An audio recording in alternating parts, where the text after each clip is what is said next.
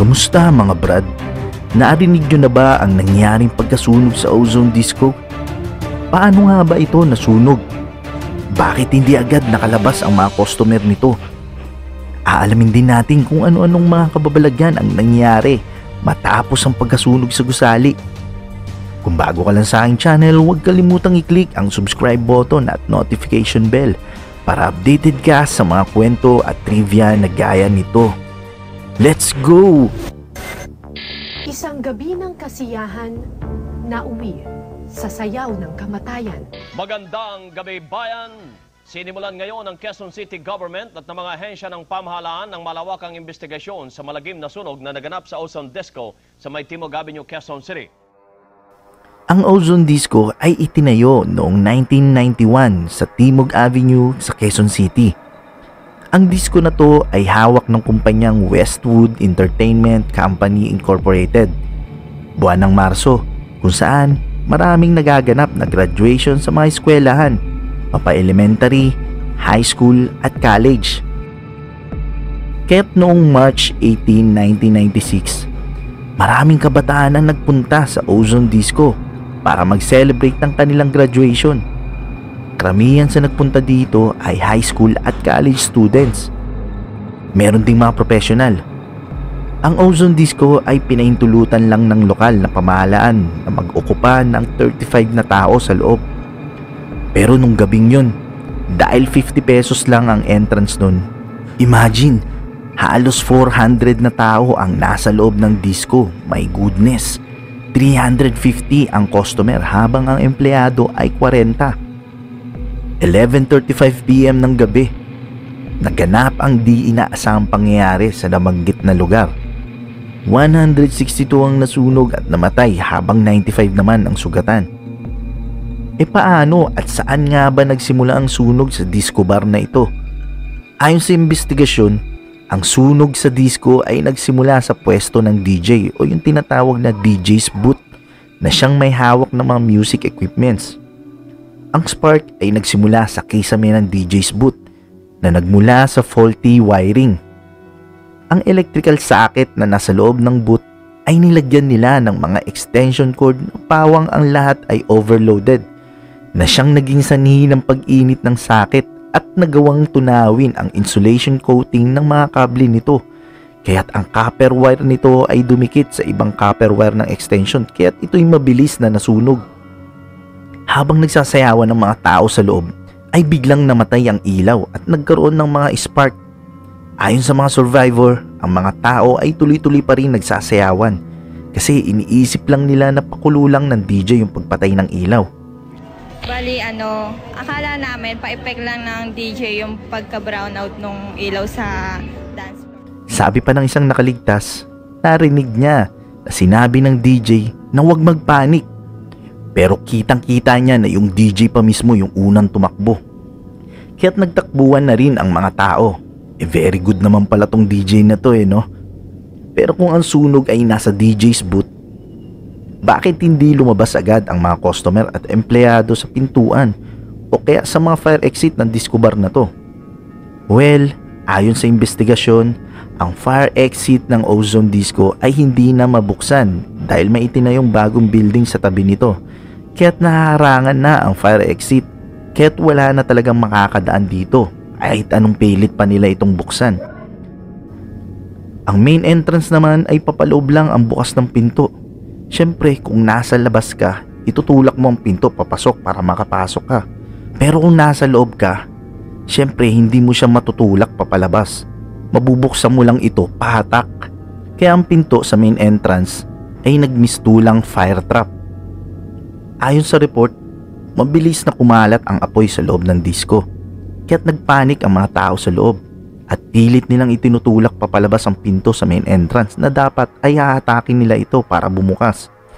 Sa sobrang taranta ng mga tao at sa sobrang pagmamadaling makalabas, ay nagkaroon ng stampede sa loob.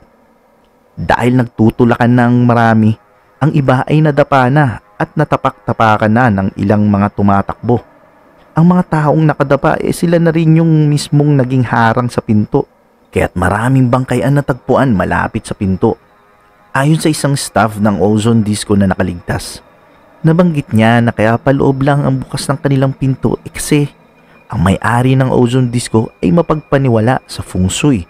Kaya ang nirekomenda sa may-ari ng nakausap na feng shui expert, dapat pinto mo pasok lang para pasok swerte, hindi labas. Noong nililitis ang kaso, napag-alaman ang mga kapabayaan ng nasabing disco bar. Bukod sa hindi na napapakinabangan ang fire exit nito, wala pa itong sprinkle sa loob. Ang masaklap pa dito, ang mga fire extinguisher halos lahat palyado na. Ayon sa mga paranormal expert, mga residente malapit doon at mga taong napapadaan sa tapat ng Ozone Disco, ang nasabing lugar ay di umano pinamumugaran ng mga espiritong di matahimik at patuloy na nagpaparamdam sa nasabing lugar. May isang lalaki na ang pangalan ay Jess na nakaranas ng nakakakilabot na di niya malilimutan patungkol sa lugar na yon. Ayon sa kanya, March 2009 noon, naimbitahan siya at ang kanyang kapatid sa isang networking meeting na naganap sa El Terrazo malapit sa Boy Scout Monument sa Timog Avenue, Quezon City. Pagdating sa lugar, pinarada niya ang kanyang motor sa isang abandonadong gusali. Kinuha niya ang mga pirasong yero para itabing sa kanyang motor at nagtungo na sila sa nasabing meeting. Ginabi sila at halos mag-aalas 12 na ng hating gabi ng mga oras na yon. Nung oras na yon, nakakaramdam na siya ng pagkabagot at antok na sa meeting na yon at medyo naiinita na siya sa lugar. Kaya't naisipan niya na iwan muna ang kanyang kapatid sa loob at lumabas muna para magpahangin. Pinuntahan niya ang kanyang motor na nakaparada para ma-check kung nandun pa ba. Pagpunta niya sa pinaradaan ng motor, ay may lumapit sa kanyang 5 lalaki na nakapormang 90s ang outfit. Ang hairstyle naman nila ay kimpi. Ito yung uso noong 90s. Tinanong siya ng mga lalaki kung pamilyar ba siya sa lugar na yon. Sabi niya di siya pamilyar kasi dayo lang naman siya sa lugar. Halos inabot ng 5 minuto ang kanilang pag-uusap hanggang sa nagdesisyon ng 5 binatilyong lalaki na pumasok sa abandonadong gusali. Nagulat siya kung bakit nagsisipasukan ng mga ito sa loob nito. Abandonado na to. At laking gulat niya na unti-unti na lamang naglaho ang mga ito sa dilim. Sinilip niya ang loob gamit ang flashlight na kinuha niya sa loob ng kanyang motor. Ngunit wala siyang nakitang tao sa loob at walang anumang labasan dito maliban sa main entrance. Agad-agad lumabas si Jess at nakaramdam ng matinding takot. Pinuntaan niya ang isang tindero ng candy sa labas at tinanong niya kung nakita ba niya ang 5 lalaki na kausap niya lang kanina. Ang sagot sa kanya ng tindero ay wala.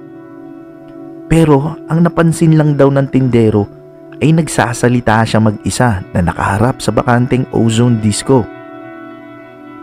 Sinampahan ng reckless imprudence resulting to multiple homicide and multiple serious injuries ang mga may-ari.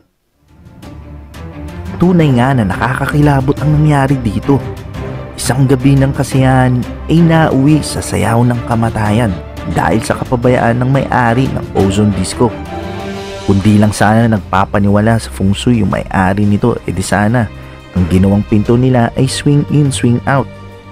Edi sana marami ang nakaligtas sa nangyari. Pero natatawa talaga ako sa DJ di ko makalimutan. Huwag daw magpanik pero siya pa ang unang tumakbo, my goodness talaga. Marahil ay kabilang ang DJ na to sa grupo na ang logo nila ay rainbow. Speaking of rainbow, alam nyo ba kung paano nabuo ang rainbow? Nako, i-click nyo lang ang link sa taas at napakalupit ng video na to. Nagustuhan mo ba ang kwentong ito? Click lang ang like button at i-share ang video na to. Mag-iwan lang ng komento para sa inyong mga saloobin. Maraming salamat. Hanggang sa muli.